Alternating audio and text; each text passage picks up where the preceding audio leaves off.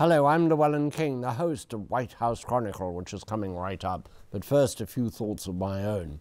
A young man called Inequality from South Africa is studying at Oxford University in England. He's studying law. He's a very gifted young man, very talented, and he's a Rhodes Scholar, which is one of those marvelous things where you get this great scholarship and generally get pushed into life because you've already demonstrated across the board talents, both social, in sport, and academic. But the trouble with Mr. Kwabi is, in my opinion, is that he is biting the hand that feeds him. He is heading a movement to get Cecil John Rhodes, who formed the scholarships and who was a great benefactor of Oxford and other universities, but was also a British colonialist in Africa. He tried to get his statue taken down. That there's a movement to get rid of the benefactor. No trace of him should be left, according to this young man. And just for good measure, he's decided that the French flag, the tricolour, shouldn't be flown at the university either, because somehow he's equating that to the Nazis, which is a bit extreme.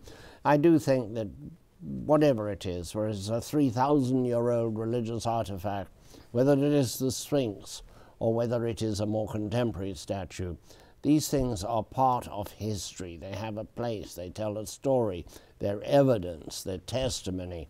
Now, somebody wrote to me and said, if you feel that way, what about Hitler? Well, the fact is, one or two statues of Hitler should probably be preserved because they are part of history, part of the testimony of history. It's a delicate issue, but you can't go around destroying the past to please present values, because you won't have any access to the past and you'll be unfounded, you'll be unfettered. Societies can't really work that way. I'm sure he's going to be a very successful young man, and one day maybe a great British barrister. Maybe changes his mind about the past. Something that has concerned me for many decades is the plight of the homeless, the plight of the mentally ill on the streets, and I've asked somebody who really knows about that to join Linda Gasparello, the co-host of this program, and myself to talk about it. He is our old friend G. Wayne Miller, an author, filmmaker, and staff writer for the Providence Journal, and you've been covering mental health, homelessness, that whole underside of our society, the thing from which we avert our eyes, or we hand $1 to somebody and hope that somehow this will mend everything, when it doesn't. Not that you shouldn't hand $1, but we'll get into that. How did you get interested in the plight of the homeless?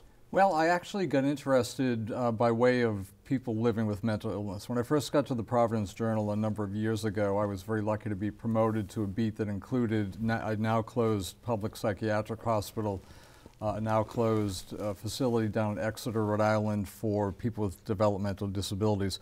So very early on, I began to look at people living with mental illness, and of course there's a great overlap between people like that, many people like that, and poverty. And so really, it was just sort of luck and circumstance, but it was an issue that touched me emotionally, because I feel empathy for people who are struggling in whatever way, whether with their mental health or their economic situation, so it partly came from the heart and partly came from good professional luck. Let's separate out as much as we can for the moment, just for the moment, homelessness because of economic adversity and mental health. And assuming, if I'm right, and do correct me if I'm wrong, that there is part of the homelessness is simply economic. You can't pay the rent, you don't have a job, and you're on the street. And correct. God, my heart goes out to people who are on the street. Or it's living in their cars. Absolutely. Or without a permanent place. All of those things. But I want to know why there are so many, and I'll tell you why I asked this question. Yeah. When I got to England, and as a young man, at 20 years old, in London, there were 27 known homeless people. 27. 27. Wow. They slept on the, this is one of the world's largest cities. They slept on the embankment under the arches, which had been made famous in the Depression. The authorities knew about them, knew who they were, would take away their clothes, steam them to kill the lice, but not change them in any way. But it was very manageable, almost simplistically manageable. Today, when London is one of the richest cities in the world, there are more than 100,000 people sleeping rough, as they say. The term is sleeping rough, homeless, on the streets, night after night. What went wrong, I ask? And nobody's been able to answer it for me. Why, as countries get richer, does the homeless problem seem to get more aggravated? Well, you know, in the United States, we have over 500,000 people who are currently listed as homeless, according to the Federal Department of Housing and Urban Development. That's a lot of people. It is a large group, and it's individually many different stories. It is the story of people living with mental illness who no longer have access to programs, who no longer have access to state psychiatric hospitals that humanely were closed, many of them because they were warehouses. So there's a subset of that group. With that group, there are a number of veterans who are homeless, and I think that is, equally shameful. That is shameful. That is shameful, and the federal government there through the VA, there are good VA centers. We happen to have one very good one here in Providence, but there's some that don't do the job well. Right. That's another group, and then of course you just have the economy. We look at unemployment. The unemployment rate has come down in the United States. That's a very good thing. We no longer count, however, people who have just given up and no longer look for work. And those people they don't live paycheck to paycheck. They live day to day, and if they miss the rent, they're thrown out and they're living in their car or taking their kids to a shelter. So it's a combination of factors. I think there's another thing too. There was a Financial Times study that was done in December looking at the poverty rate since the global financial crisis in 2008. And 1 in 5 households now live in the U.S. in poverty. That is a and true I think statistic. The amazing Absolutely thing, incredible. In poverty, we have got, since the lowest group, those earning in household income of $31,000 or less per year, that group grew 5 times faster than the middle class in the past 7 years. And that makes 48.9 million adults, up from 43.2 million in 2008. That's an enormous amount. It's One a of the disgraceful things number. that they found that is the most interesting in this study is that the middle class has slipped into poverty very quickly. And when you lose your middle class, you lose people that had homes, maybe people with 2 jobs, and it is so easy when one person loses a job, or if somebody is holding 2 jobs and they lose one, to slip into poverty. And I'd like to... And homelessness. I'd like to inject a caveat here too. When we say poverty, we're using federally defined standards of poverty, which vary by household size and relationship of people living in the household.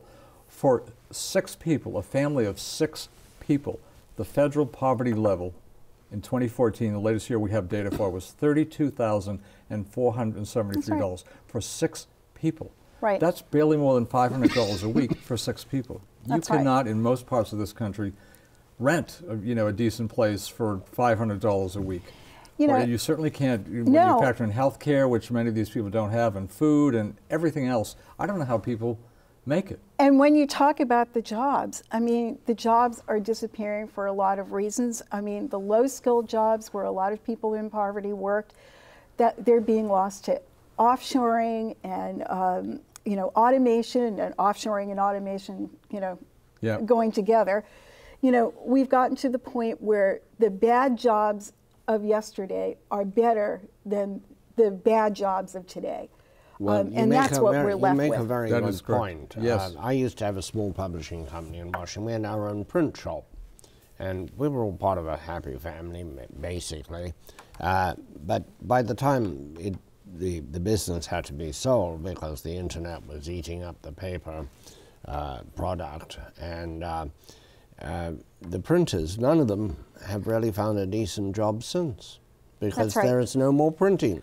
And it's a specialized skill, as you say, that has largely gone out of existence. Particularly the top man, who everything that could go wrong went wrong for this man. He was a gifted worker, hard worker, and he had family tragedy with disease, lost his house because he had too much mortgage on it before he lost his job. Then he lost his job, and he had to go back to minimum wage work. Well, you can't live on the minimum wage, particularly if you've ever lived in another way. And this is very important. how you live. In America, we need certain things that are expensive. We need a safe place to live in a possible neighborhood. Mostly we need a vehicle so we can get Absolutely. work. Yes. These are Yes. things that are impossible, make it very hard for the sliding middle class because they're used to those things. And their whole concept of life involves those things. And what this creates in the family dynamic and also for an individual is a term that's coming into vogue, if that's the right term, in mental health circles, and that's toxic stress. When you are living with these daily stresses, you don't know if you're going to be able to feed your children. Your car is probably going to break down because you couldn't afford to buy a brand new one. The landlord is, hounding you because you're 2 months behind on the rent. That has an effect on the brain and how the brain operates. Right. And it tends to move some people who are not resilient, and that's a lot of people, a lot of us, into substance abuse, into depression, into anxiety, into other situations. Into crime. And into crime, and not just crime outside of the house, but domestic violence. So all of these things are intertwined, but the very frustrating thing about this to me, writing public service journalism, is most of these problems are solvable. Yeah. It's not like we have some mysterious new disease and we don't know where it came from. Or poverty is a solvable problem. Maybe not for everyone, and maybe not in ways that everyone in this country would like to agree with, but these are solvable problems, and it's just disturbing that we don't solve them. I would just that's like the to bottom say line. that for a while in New York City, I got the minimum wage. It's a business I had tried, it failed. And maybe because of my expectation, I couldn't live on the minimum wage. In the end, because I was single, I had no dependents, I did what for me was a very smart thing, which is I went to work in a restaurant, because then you get the food. But how people could go out on the minimum wage and have children and keep families, and it's atrociously small. We will raise it, but it still won't solve the problem. It'll help a little bit. There's another factor in here, which is the education factor, which had also come out in this FT Financial Times study in December, and they were looking at 76% of household finished high school in 1971. Now it's only 40%. And when we're in this knowledge-based society, I remember covering the Clinton administration when Al Gore was talking, Vice President Al Gore was talking about, we are going to be in the knowledge society for the future. We need knowledge workers. And we're not getting these knowledge workers. When you've got high school graduation records like that, it means that poverty and place are going to be tied together. Places where the schools aren't up to snuff means you're not going to get the graduates, means that you are going to have generational poverty in one area. And it's going to go on forever. And we see that in many parts of this country now, That's generation after generation. If you're unlucky enough to be born in a very poor part of this country, of which there are many poor parts, you are not going to have good schools. It's not like Beverly Hills. We have poor people living with wealthier people in the Beverly Hills school system. If you're not sending to private schools, is a great school system. You're living in a community probably where the school is substandard for many different reasons. You can't attract teachers there. You can't afford to pay teachers. You're in a sense doomed, or you at least have a really, really big struggle ahead of you just on the educational front. Right. Never mind finding the jobs, but education is the key to success in life. And it's the key to mobility. And one of the things in the United States we have, as you've always said, Llewellyn, is we have the ability in the United States to move from place to place, to recreate ourselves. Well, if you've got an education, you've got a better ability to do that. Well, you even know where to move. That's I'm right. going to interrupt you for a moment for station identification, primarily for the benefit of our listeners on Sirius XM Radio, channel 124, where the audio from this program is heard 4 times every weekend. You are listening to White House Chronicle with myself, Llewellyn King, with Linda Gasparello, co-host of this program, and the very distinguished G. Wayne Miller, who is an author, a filmmaker, but also has devoted much of his professional career to writing about homelessness, mental health, and all of those very unfortunate things at the bottom of the social structure. This program can be seen on 200 American television stations and around the world on the English language broadcasts of Voice of America, both radio and television. Are there any fixes? You've watched this for a long time. Is there something that, if you were an authority, if you were the President of the United States, this is White House Chronicle, what would you be pushing? You couldn't fix it yourself, but what would you be pushing that would make a difference? I would start with education, reforming the education system, and there are many ways you can do that through the federal system, and there are ways you can encourage states and communities to improve education. I mean, that's where I would begin. It's a complicated topic as to exactly what you would do, but you have to improve the quality of education. You have to get a better and more spirited teacher corps. So I would start there. Healthcare is obviously critical, from birth to death, cradle to grave.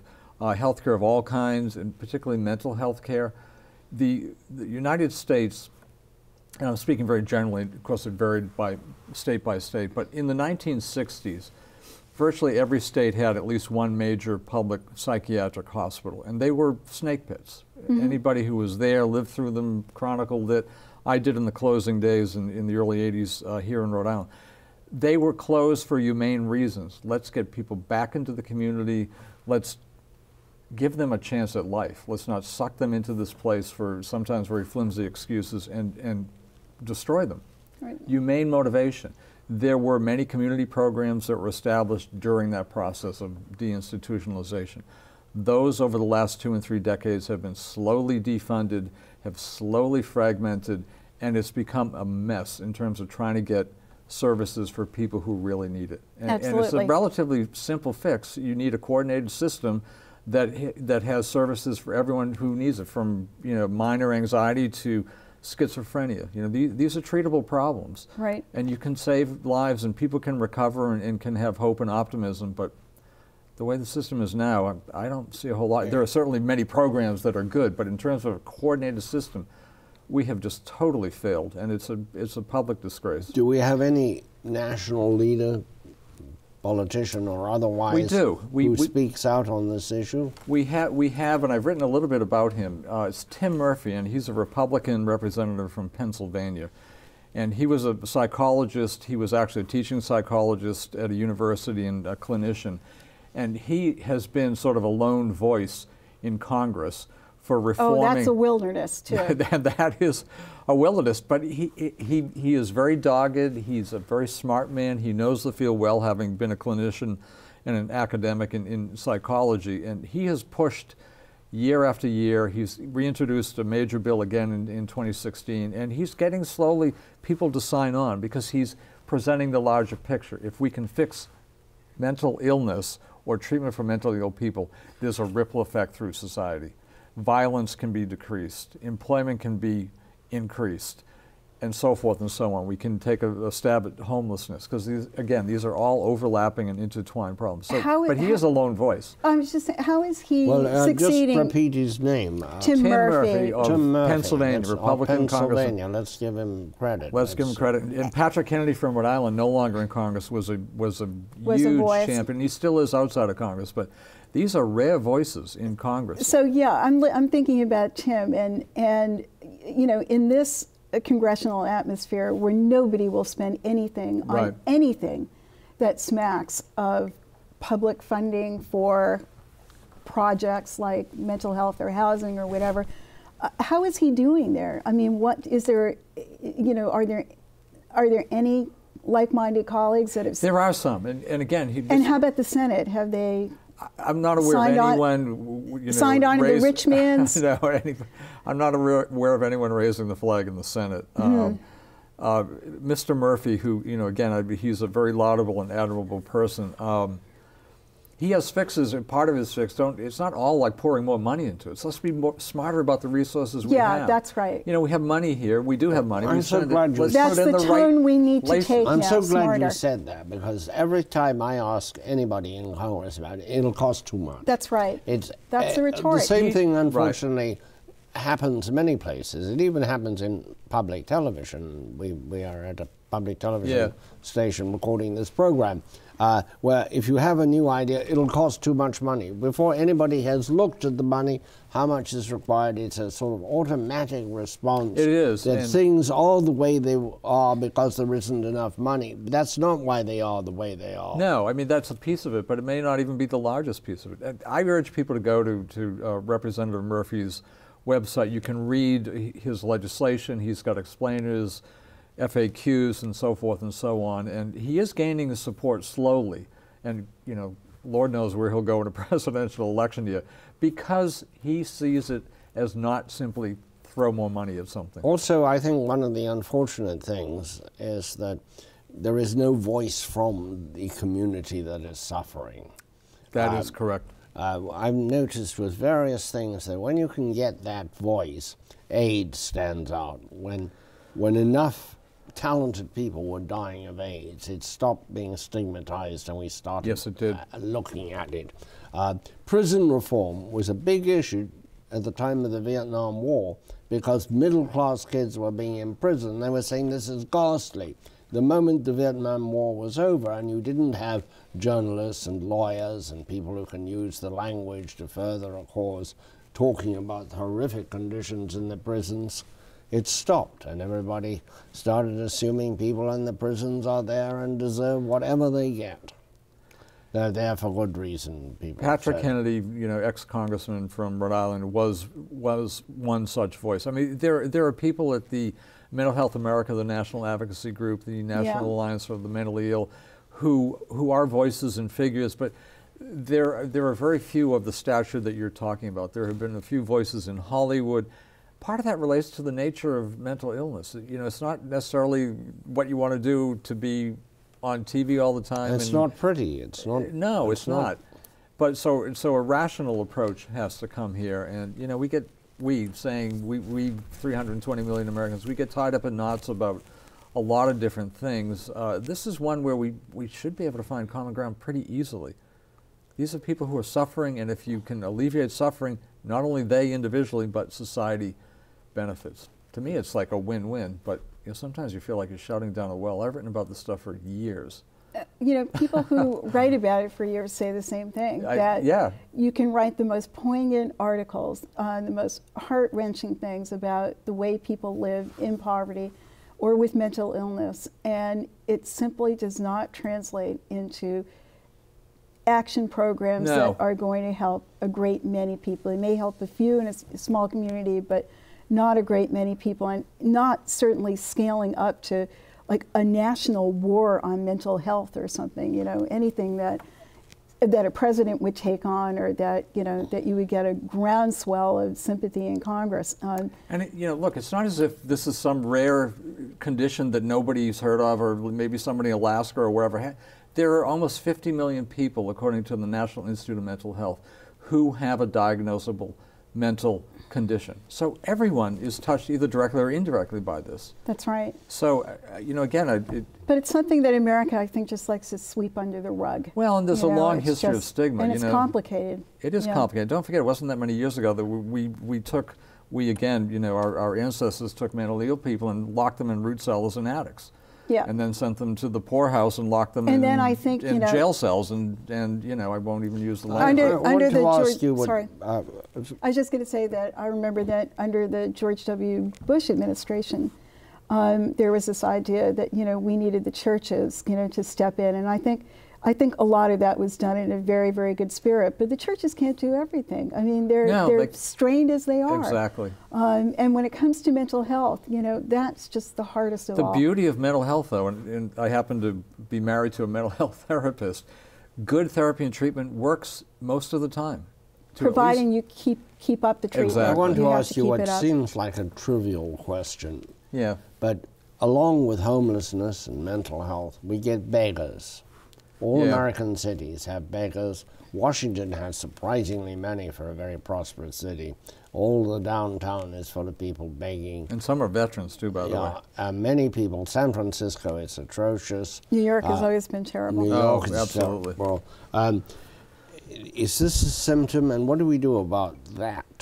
Do you give them money? I do, because I look at anybody who's living in the street and I think how utterly awful not being able to sleep in a comfortable place or to bathe.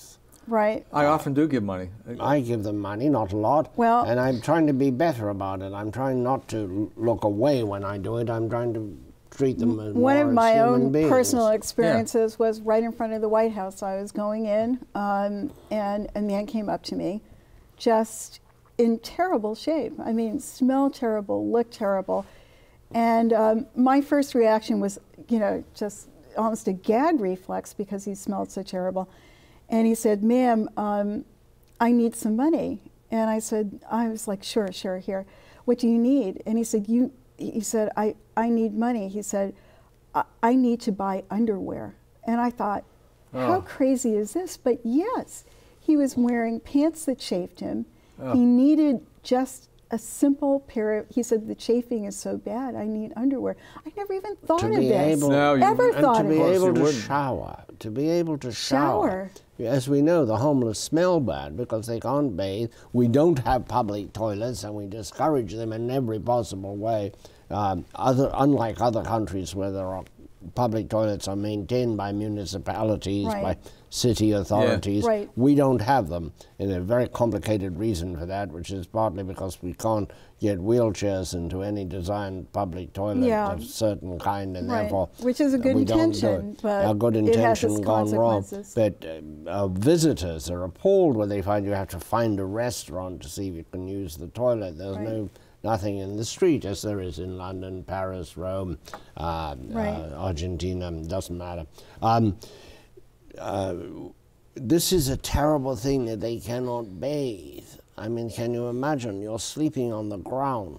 And then you go to, you know, the homeless shelters. There are certainly good homeless shelters. Yeah. But a lot of them they're infested with vermin of different kinds. You're likely to be robbed or and this is or attacked or beaten. It's particularly poignant now with the cold in New York City. This brings me where Governor Cuomo, we got to the same place, Linda. Go ahead. Did. Yeah, now, go where ahead. Governor Cuomo has ordered people on the street into the shelters, and it's at great sort of loggerheads with Mayor de Blasio. They will not go because the shelters are so disgusting. And there are 58,000 people in any day that are in a homeless shelter for some reason. You know, I mean, either sleeping overnight there, but there are at least 3,000 or 4,000 people on the street that will not go. Well, and you know, you kind of can't blame them. I mean, you want to spend a night and worry all night whether you're going to be stabbed or beaten or get some disease or, you know. I looked at, and homeless advocates we have to go, but I looked at a commercial flop house by chance. Commercial one in New York, a frightening place. Right. That is our program for today. We're out of time. Thank you so much. Thank you for having me on. Very important Wade. subject, and I say to the viewers and listeners, if you have a warm bed and a warm shower, be grateful. Amen. Cheers.